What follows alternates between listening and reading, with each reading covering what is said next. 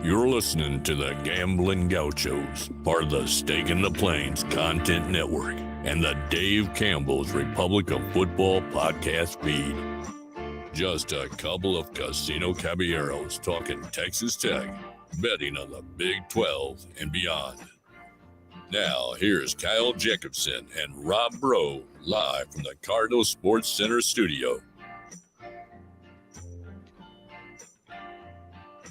Ooh, welcome into the Gambling Gauchos. I'm Rob Bro. He's Kyle Jacobson, except not today. We have Jamie and Melissa from Frogs Insider from Dave Campbell's Republic of Football podcast feed. That always trips me up. I always want to say Republican or something like Evan does on the Two Bears feed. Or never whatever. Want to do anything that Evan does. Never want to do anything that Between Two Bears does, period, full stop. I don't even want to admit that I've listened. Who? Yeah. Who are those guys? Oh, man. Anyways, the Republic of Football feed from Dave Campbell's magazine, the Bible of athletics and high school football here in the state of Texas. We're also in the Cardinal Sports Center studio. If you need to gear up for Texas Tech football season or just buy some cleats, you can do it at Cardinal Sports Center live in person right outside the Loop on Slide Road or online mycardinalsports.com. But today we're going to talk TCU football on the Big 12 tour. We've already done another purple team, Kansas State, but now we have TCU. We try to open these things up with the head coach, but first, Jamie, Melissa, how are you guys, and who are you? I mean, how long do you have, Rob? I mean, yeah. Let's start at the tender age of 3 and then move forward from there. I did have to tell embarrassing high school stories today at my professional development meeting. So I'm really I opened the trauma bag from my youth once today, and that's kind of my maximum. But I am Melissa Treebwasser. I, along with Jamie Plunkett, host the Frogs Insider podcast, as you so eloquently stated. Jamie and I have been doing this together for a really long time. I think we're approaching a decade of being podcasters and journalists. And can we curse on this podcast? Yeah, you're good. Okay, shit stirs among the TCU athletics populace. I'm West Coast based these days, but still get out for a bunch of games and still love talking TCU. So appreciate you having me on. Absolutely. Yeah, super excited to be here, Rob. Yeah, it's like Melissa said, we've been doing this thing for about 10 years now. Super excited to be a part of Dave Campbell's for sure. Love the network, love everything that they're pulling together over there at the mothership. It's just been really cool to see, and very excited to hit the ground running with another year of TCU football in the Big 12, man. And who knows what the Big 12 is going to look like in the future, but at least for this year, it's going to be a lot of new faces and some pretty exciting football.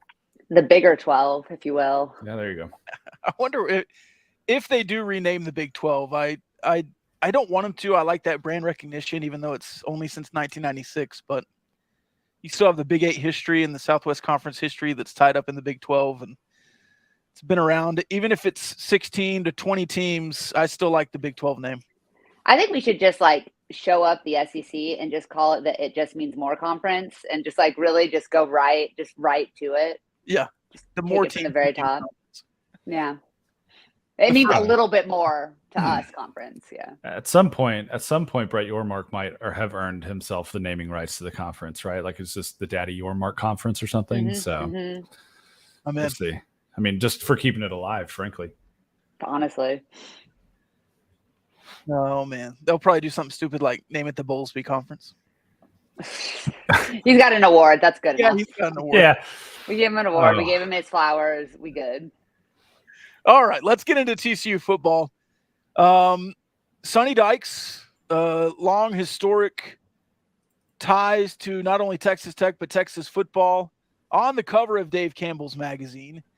A lightning storm in year one at TCU. But the question is, can he keep it going? What are your thoughts on Sonny Dykes and what he's trying to build at TCU? I think we talked about this on our show earlier this week about what would constitute a successful year number 2 under Sonny, because obviously year 1 was the success. You can talk about the national championship game and how poorly that went, but the fact that TCU got there and beat Michigan in the Fiesta Bowl, that's as successful as you could have asked for from a year 1 head coach. I think I think we both kind of landed around the same spot, Melissa. 8 wins, I think, would be a show that you are keeping things going and that you are on the road to not only taking it and a veteran program and having one good season, but on the road to building a program for yourself, right? I think that's step 2 for Sonny now, is to show, hey, I know what I can do with a veteran, experienced, talented team. And now here's how I'm going to put my own one together and keep that rolling. One of the things Jamie mentioned too when we talked about it was that it's not just about how many wins he gets, it's when and who he gets them against. And I think that, the bugaboo of Sonny coming into last season was he couldn't win in November. He couldn't win when it counted, right? And this year he's looking at a schedule where he's going to play his last 5 games are at Kansas State, at Texas Tech on a Thursday night, which God help us all, Baylor at home, Texas at home, and at Oklahoma. So your last 5 games, there 0-5 is certainly on the table. I don't think that's what happens, but if you go 1-4 there, or even 2-3, I think that where the losses come and how they come against is going to kind of give people the feeling going forward into the future. And so, one of the things I mentioned on our podcast is you don't want it to be one of those things where like, man, Sonny Dykes, what a heck of a first season he had at TCU, and then no one ever talks about TCU as a competitive program again. You want to say what a launching point it was. They took a tiny step back when he lost, 8 guys to the NFL. But now you can see the vision for the future of TCU kind of being one of the flagship programs in the new, whatever we call it, Big 12. That was a great segue there. You're welcome. Jamie and I are kind of professional at that. We've gotten the hang of it. It took us 10 years, but we got 10 years, but we're there. But I also just heard you're about to go losing at Texas Tech, Rob, and I don't know if I'm ready for that right now. No. Not in the mental space. No, we'll be nice today. We'll banter and fight on another podcast somewhere. Let's just talk crap about Between Two Bears. Like, can we just make that 30 minutes? 30 minutes, just that. But you lose 8 players off last year's team. Quarterback, running back, leading receiver, the entire inside of your offensive line. How does the offense continue or build? And who are they building on skill-wise after losing all of that production? This is why you bring in Sonny Dykes, right? Like this is what he is good at. And if you look at the way that he's recruited, both out of the high school ranks and the transfer portal at the offensive skill positions, there's no reason to think while there might be a small step back that there isn't a great plan going forward. But so much of this is going to fall on Chandler Morris being the guy that beat out Max Duggan a season ago in fall camp, only to get injured so early on in the first game of the season. If he can be that guy, he can be healthy, he can stay on his feet. He's going to have offensive weapons. I don't want to take all of the talking points here from Jamie, so I'll let him get into specifics on some of those. But if Chandler Morris and the offensive line that's being kind of rebuilt on the fly, you bring in, I'm going to say it right this time. I always do it backwards, but Willis Patrick and Colton Deary to kind of shore up the inside of that line like you talked about. If that can be a stable unit, if Chandler Morris can start all 12 games of the regular season, there's plenty of opportunities for guys to step up. You don't have a Quentin Johnston. Maybe you have a Kendra Miller with Trey Sanders, but there's no shortage of talent. And there are some veterans that have come in from other programs and have been able to contribute at a high level at other schools. So the offense is going to not be as efficient early and maybe not as explosive early, but it certainly should be a capable unit for Sonny Dykes in year 2. It's also not going to be as heavy air raid as it was in year 1 under Sonny, because you lose Garrett Riley to Clemson right after the national championship game. That happened really quickly and really quietly, and kind of threw TCU off guard a little bit when he left to go join Dabo up in South Carolina. But you bring in Kendall Briles, who had above average offenses at Arkansas for the last 3 years, but ran an offense that relied a lot on the physicality of its quarterback in KJ Jefferson to get some tough yards in short down situations, and a lot of read option, a lot of throwing the ball into the flats, a little bit of airing it out downfield, but that wasn't really Jefferson's strong point as a quarterback. And so now you shift from a guy who was 6'4", 235, 240 to Chandler, who on a good day is 6 foot 210 and maybe not even that. And so, I'm really interested to see how this style of offense is executed with a quarterback who A, has an injury history, B, is a little bit on the smaller side, and C, you're replacing, like Melissa said, 3 really important pieces of your offensive line. Now, from a skill position standpoint, I think TCU is going to be okay. Trey Sanders is fully healthy. He's looked really good in spring and summer workouts. And by everything that he has said to this point in media availability, he really strikes you as a guy that's ready to go out and remind everybody that he was a 5-star recruit coming out of high school. For those that don't know, he suffered a very horrific car accident where when medical responders got to the scene and realized who he was, they called the Alabama coaching staff and said, "We have one of your players. We think he's going to make it." And so the severity of that accident, I think, has kind of gotten lost in the shuffle the last few years. And the fact that he's here and suiting up and playing football is really, as close to a miracle as you'll see. And then a wide receiver, you've got Savion Williams, who it's year 4 for him. It's his turn really to kind of step up and step into a big role that Quentin Johnston had last year. You've got some young guys that are going to really push him for a lot of receptions though. And TJ Allen and Cordell Russell, who, it's day 1 of fall camp at TCU. They both had really good days. And that's what you expect from young, talented wide receivers. You bring in JP Richardson from Oklahoma State. You bring in JoJo Earl from Alabama. And all of a sudden that receiver room is looking pretty full again, which is really nice to give Chandler a lot of opportunity and a lot of options to throw to. Not to mention Jared Wiley, 6'7" tight end, very athletic, going to be one of those kind of leak out emergency pass guys. Hey, he's your security blanket if you're Chandler Morris, and he's a great, fast, athletic, big target to throw to. So it's all about how the pieces come together in fall camp and how quickly they absorb Kendall Briles' playbook. But the pieces are there to have a successful year on offense for sure.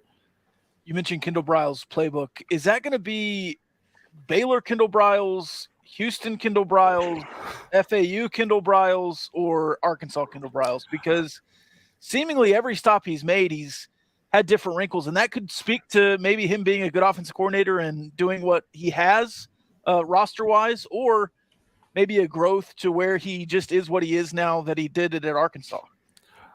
I think there's definitely a little bit of evolution there, a little bit of growth, and I think he is pretty good at kind of customizing things to the talent that he has. And we saw that last year with Sonny and Garrett on the sideline too. I think they ran the ball more than they wanted to with Kendre and even with Max. We know who Max Duggan is as a quarterback. Everybody does. They've seen him play for a long time, and he's an excellent runner. And so they leaned into that pretty hard last year. Kendre ended up with 1,500 yards rushing. Max ended up with quite a few as well. And that's, how they found success. I don't think they'll stray terribly far from that this year just because they have similarly talented guys. Chandler's not as big and maybe not as fast top end speed as Max, but he's a good scrambler. He can move around in the pocket. And then if you get a healthy Trey Sanders with a couple of these other guys in the backfield, I would envision that being a pretty big part of TCU's offense again in 2023.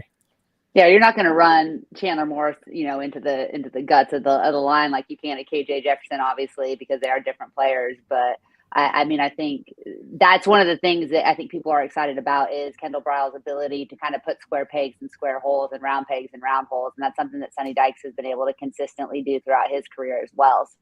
The evolution will be fun to watch. Again, it's a lot of new pieces being put together, and a lot of some of these veteran guys, even that have been around TCU now, are going to be on their 3rd offensive coordinator in the last 3 years. And so it's kind of been a steep learning curve, but I'm kind of excited to see how that all comes together. Especially, Jamie talked about Jared Wiley. That's a guy who I think is going to be one of the key difference makers for TCU on offense, because when he was given an opportunity last year, he made a ton of big plays, and he looks even bigger and stronger now in year 2 at TCU and with Kaz Kazadi.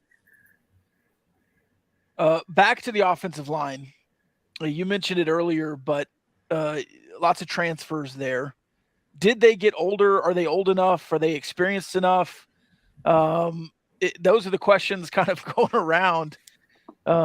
Is it going to be a strength for TCU, the offensive line this year, like it was last year? Yes, big shrug.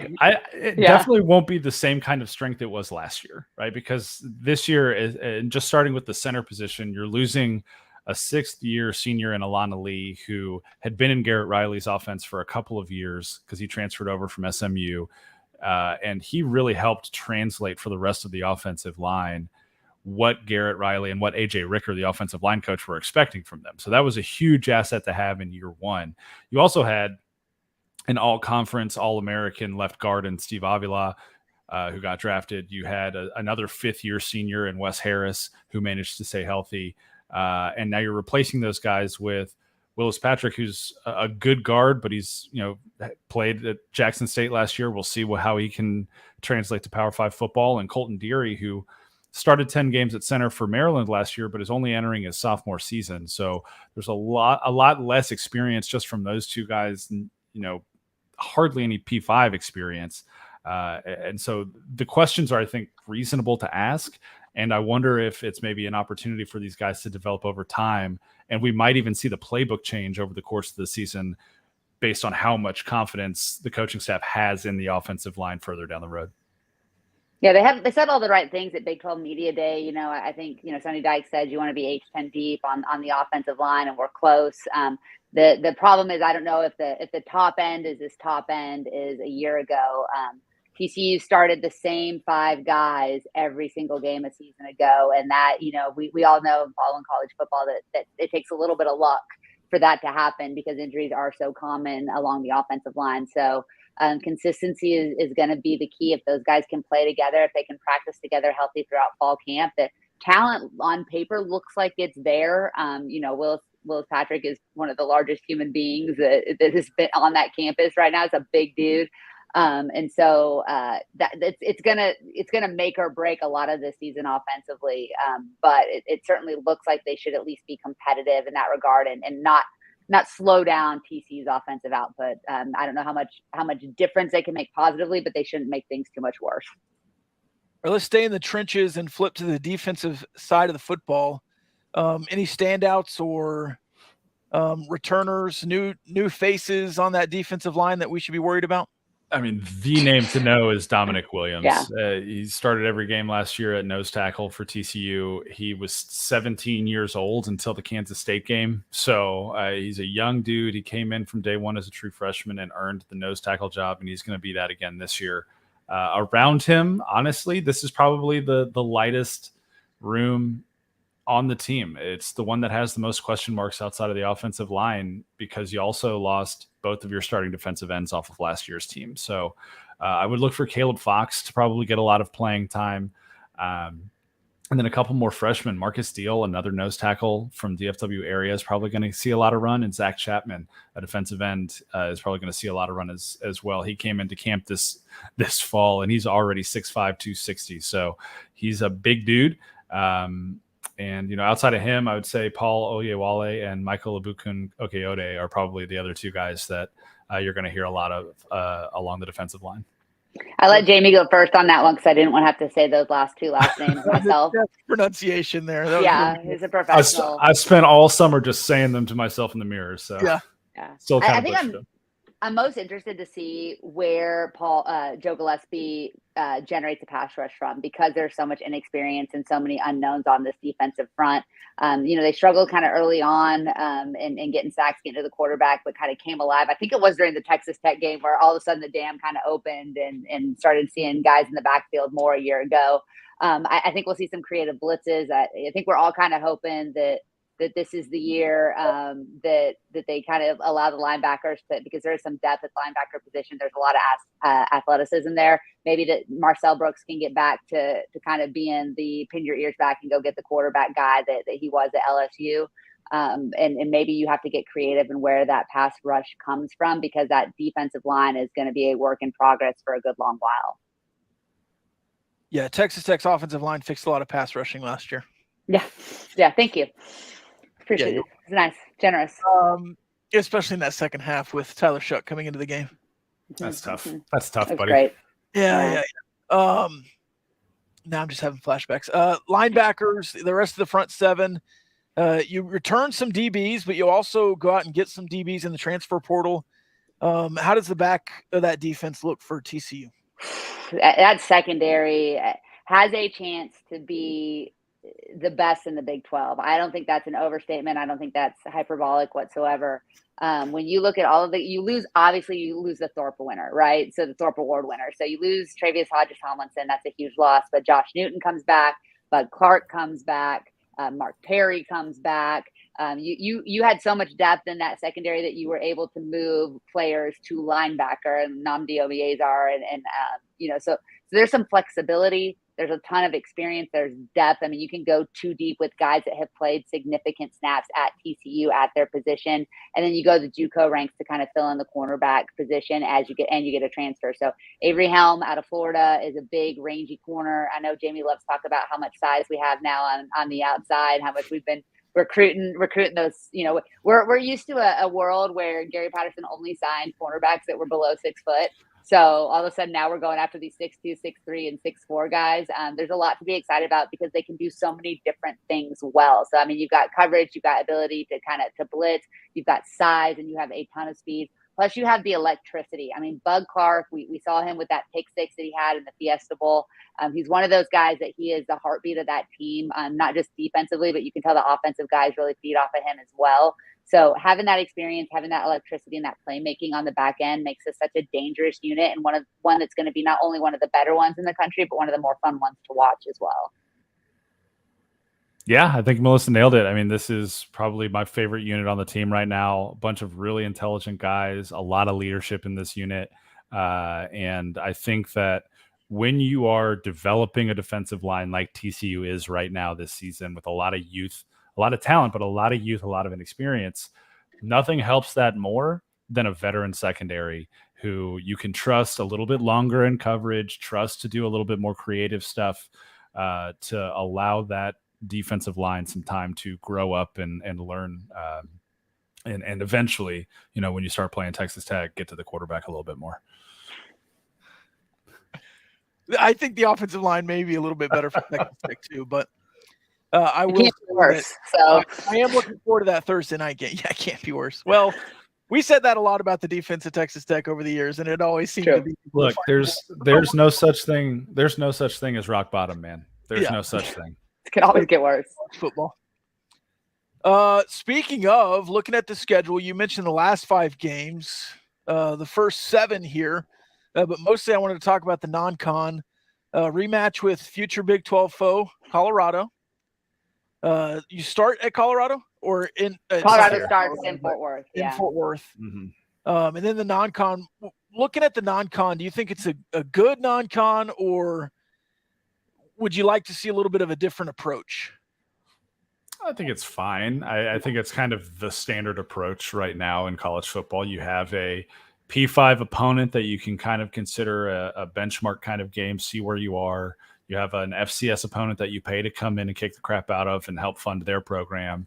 And then in TCU's case, they've got a G5 rival that's 40 miles down the road that they're going to play and probably pull their pants down and laugh at and point at and, just kind of disgrace SMU as everyone loves to do. But wow, I have no hard feelings towards the Mustangs, just annoyed by them consistently throughout the years. But fair. I think it's fine. I would like to see a little bit of a better P5 program on the non-con schedule, but at the same time, this game was scheduled like 6-7 years ago when Colorado, I think, had just recently made the Pac-12 championship. So you project these things out so far now. You schedule these things so far in advance that it's really tough unless you're hitting an Ohio State or a Bama or somebody to know what the state of that program's even going to be like when you play them. So I'm fine with it. I would like to see more competition in the non-con though, for sure.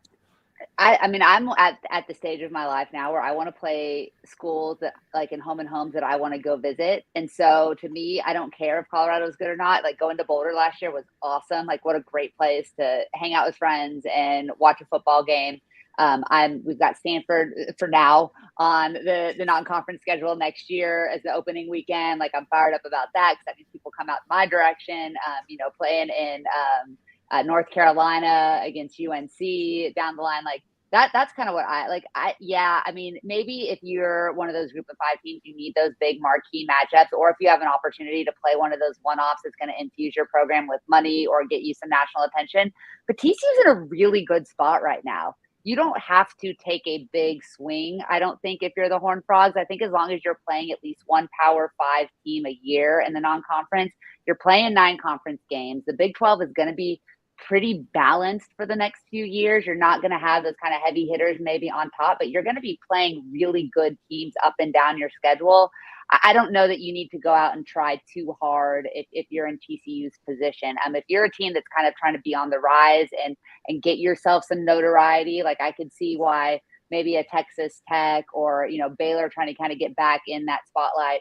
But TCU's coming into this season in a really good spot. Their job is just don't screw it up, right? Like you just can't get embarrassed on national television again in back-to-back games. So there's a 20-point, TCU's favored by 20 last I saw against Colorado, which feels high, but like let's come in Big Noon Saturday, play a team that's got a ton of eyeballs on it in Colorado. You're going to have attention anyways, and hopefully get a win that you're not sweating too much through.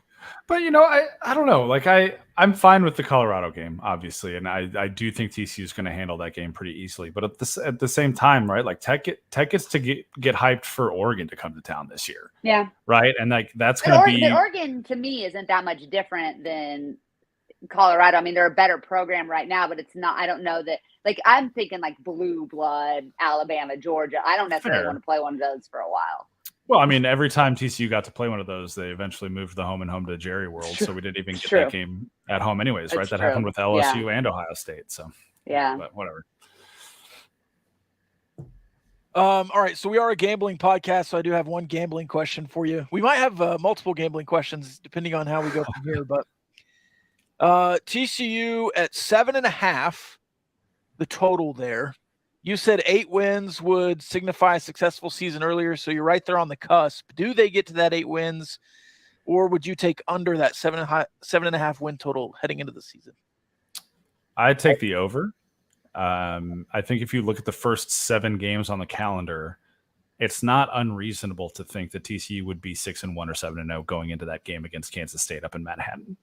And so, I mean, right there, because I don't have it up in front of me, but it's like, all right, you've got Colorado, Nichols, and SMU. That's more than likely 3-0. You go to Houston, so that'll be a fun challenge, welcoming them to the Big 12. But I think TCU probably wins that game.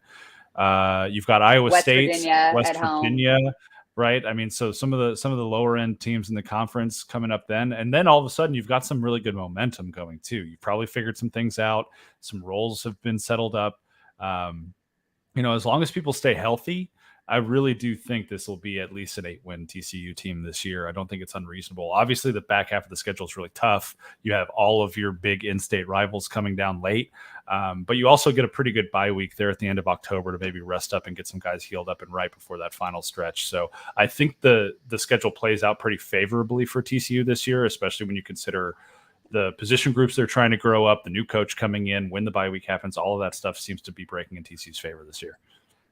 Yeah, I mean, that at Iowa State game would scare me a little bit more if their quarterback was probably not going to be in jail and they weren't going to have to start a true freshman. I might be just because Ames has not gone well for TCU historically, but there's a lot of turmoil going around that program before the gambling scandal. So, I'm not as worried about that one. BYU is a fun rivalry game, but you get them at home. You have to go to Houston, like Jamie said, that to me could be not a trap game, but I think Houston's going to be super fired up for that one.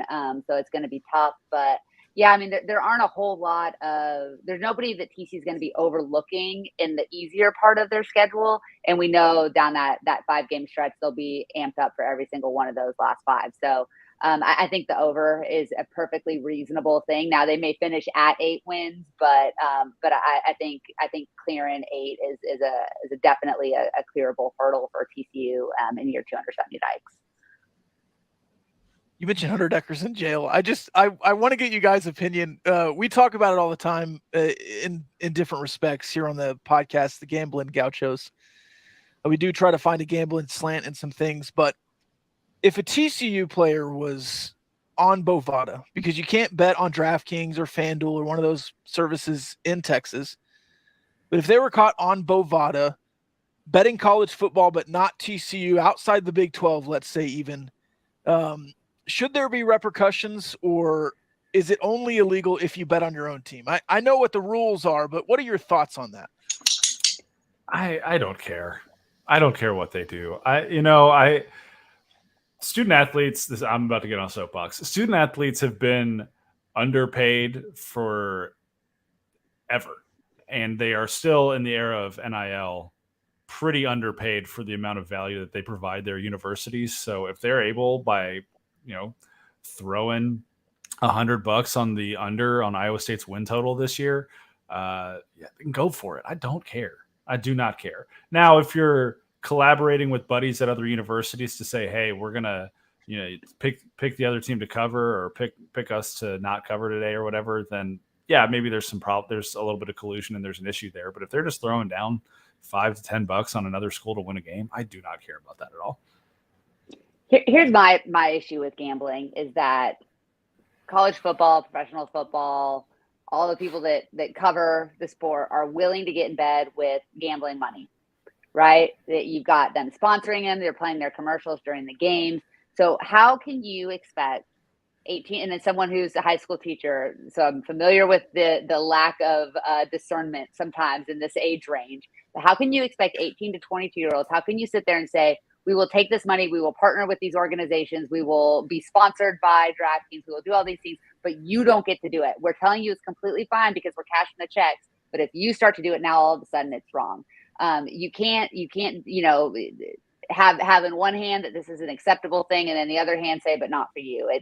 It's completely patently unfair to do this to the young people, is to speak out of both sides of your mouth. And then also, how can you expect them to make good decisions within gambling? Like Jamie, you said $5 to $10, $100. The problem is that, and I don't sports gamble for this reason, $5 to $10 doesn't last very long. And I think that it does if you win. Yeah, but I mean, but if you win, those $5 to $10 bets start to become $100 to $200 bets because you get a little bit full of yourself, a little bit cocky, I'd imagine. But I think, obviously we're not here to police how people spend their money, but I think in the era of NIL and gambling, without giving young student athletes proper education into how to, make sure that they're protecting themselves and they have the resources they need. This is just the tip of the iceberg as far as what this disaster is going to be. I think if you're going to take the money, it's ridiculous to allow student athletes to bet on sports. I don't want them betting on their own teams because that obviously, and the only reason we care about that is because it hurts gambling. Not because of the integrity of the game. It's just because it shifts the lines and it makes it unfair and the wrong people win money. That's really all it comes down to. But if you're going to be in bed with gambling money, don't be upset when your players are gambling, and don't be shocked when scandals like this start to break more and more regularly. Yeah. How do you feel about it? How do you feel about it, Rob? I think college athletes should be able to do whatever they want to do. Generally speaking, and gambling is no different than that. I will say when it's College Football Today brought to you by DraftKings, and the analysts are saying, this is patently false, that they shouldn't be able to do this. If you're not betting on your own team, I don't care what you're betting on. If I was a college athlete or if I had friends that were college athletes, I would say, hey, let's bet on the NFL. Let's bet on the NBA. Let's stay out of college football just because I personally am a rule follower. I don't want to get in trouble. If weed was legal in Texas, I probably would smoke more weed. That's just like the thing.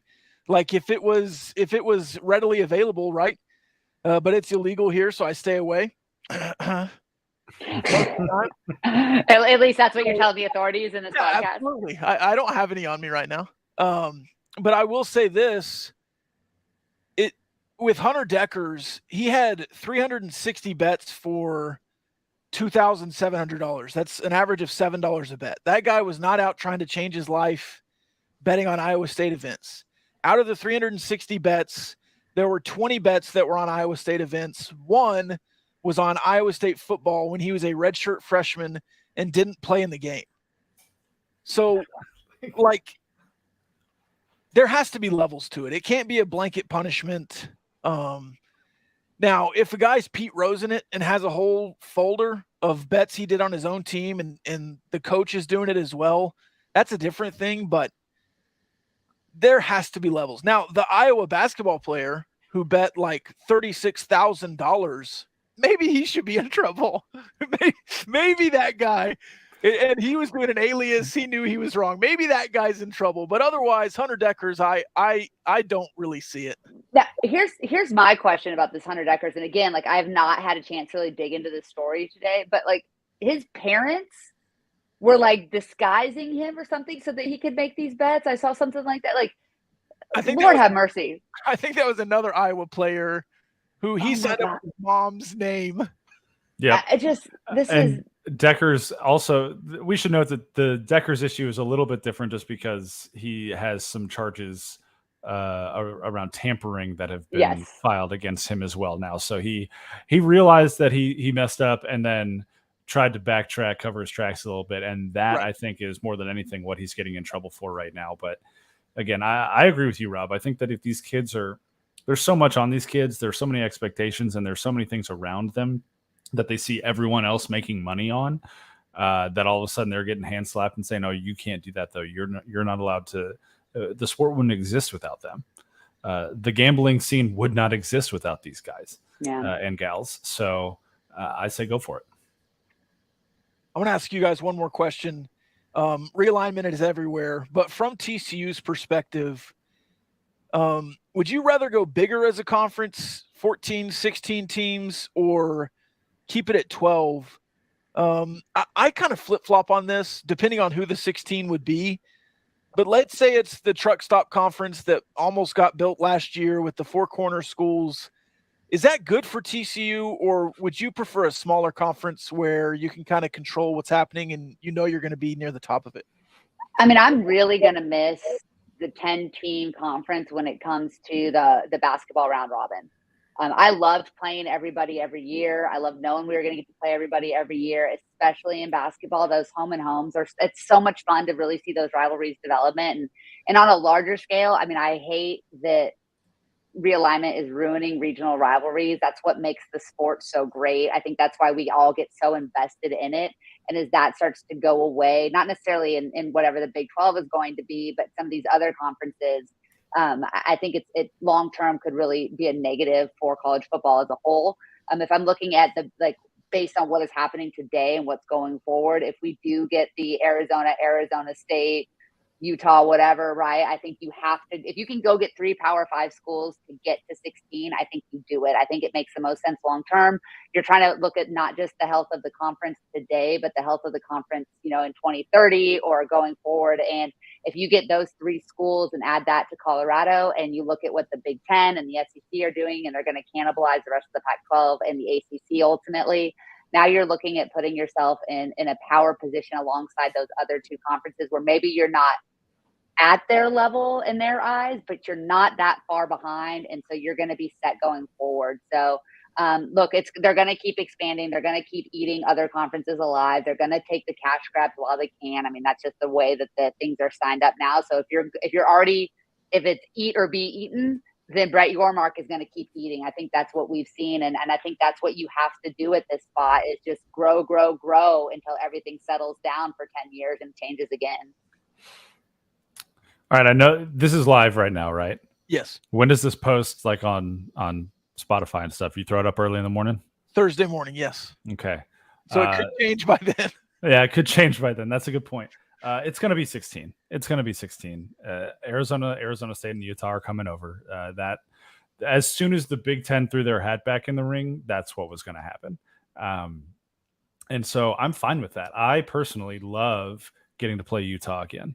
I love the former Mountain West rivalry that we had with Utah and with BYU. So I'm very excited because if you think about the Pac-12 the last few years versus the Mountain West that had TCU, Utah, and BYU in it that were busting the BCS every year, I mean, those are relatively comparable conferences when you're talking about a pretty stacked top end and then some swill down near the bottom of the conference. And so you're adding 3 very good markets, 3 very good athletics departments to the conference. You create a little bit more parity probably from a recruiting standpoint now that you're going to allow the Arizona schools to dip into Texas a little bit more frequently probably. I could see that being a really big competitive frustration for schools like Tech and TCU down the road when you're having to fight off Arizona a little bit more. But I think it's good for the conference to get to 16. I think that in this modern era of realignment, if you're not growing, you're dying. And we're about to see that, I think, with the ACC as well. We're obviously seeing the very end of the Pac-12 conference as anybody knows it. And I'm glad that the Big 12 is in a position of power now versus, 18, 20 months ago where we thought, oh my gosh, are Tech and TCU going to be in the Pac-12? And instead, Brett Yormark came in and worked a couple miracles, and here we are. So you foresee a power 3? I see a power 3. 2.5. Right. I don't think that the Big Ten and SEC will ever cede power to another conference ever again, unless something wild happens. But I do think that eventually we're headed towards maybe 60 total teams playing for all of the major sport championships together. Which kind of sucks. Yeah. Is a school that crawled their way and earned their way out of being one of those outside looking in teams, the fact that there may not be those opportunities going forward. And we've seen what joining a power conference, if you're willing to invest in your athletics, that investment has not just changed TCU athletics, but it changed TCU as a whole. And the campus looks completely different than when I was an undergrad, probably because that was in the 1800s. But then Baylor burned it down. But the campus looks completely different. The buildings are different. They've been able to invest in building a medical school. I mean, it has completely changed the outlook of TCU as a university, not just TCU's football team. And the fact that it's going to be very much the haves and the have-nots for the foreseeable future, I think is. I mean, I'm glad we're on this side of things, but ultimately, it's bad for the sport, and it's making it feels so much more professional than it does collegiate. And I maybe I'm old and grumpy, but I'm going to kind of miss the upsets and the opportunities for the underdog to kind of rise up and do something great. That's just not going to happen as much anymore, and that change or die. So this is what it is, but it's a little bit of a bummer. There will still be underdogs, right? Rutgers isn't going anywhere, so maybe they'll rise up someday. That sneaky 10-win Vanderbilt season that's coming because they fattened up on playing whatever scraps of the other conferences. Yeah, if Rutgers goes on a run and beats Oregon, Washington, USC, and Utah all in this, or UCLA all in the same year, and they're West Coast division of the Big Ten, then who knows what can happen? But I agree. I think there's a little bit of a disappointment there when you're not going to be able to see South Florida rise up and have a really good season, or New Mexico, if they ever did have a good season, right? But at the same time, like you said, Melissa, I'm glad that TCU's finally, for the first time in program history, on the inside looking out versus having their hands pressed up against the glass, trying to figure out a way to break in. So, change is hard, but as we've seen over the last 25, 30 years of college football, people adjust pretty quickly and things just tend to work themselves out. And for at least the first 2 or 3 playoffs here in the expanded playoff, the language says there's 6 conferences getting in. So we'll see what those 6 conferences are when we get there. But congratulations, Boise State. Yeah. From the Pac-12. Right. Oh, man. All right. Tell the people where they can find you, whether it's on X, Twitter, Instagram, or Patreon. Yeah, so you can find me at the Coach Melissa on X, I guess. Speaking of change is hard, right? Instagram is Melissa Trieb, Trieb, and the Frogs Insider on patreon.com. Twitter, I will never call it X. Instagram, Threads, all of the above. I'm at Frog Preacher. And then, follow the Frogs Insider YouTube channel as well, and check us out on Spotify and wherever you get your podcasts. Very excited again to be part of the Dave Campbell's network. Yeah, Frogs Insider on Instagram as well. That too. We're everywhere. Everywhere. We have to be, right? That's true.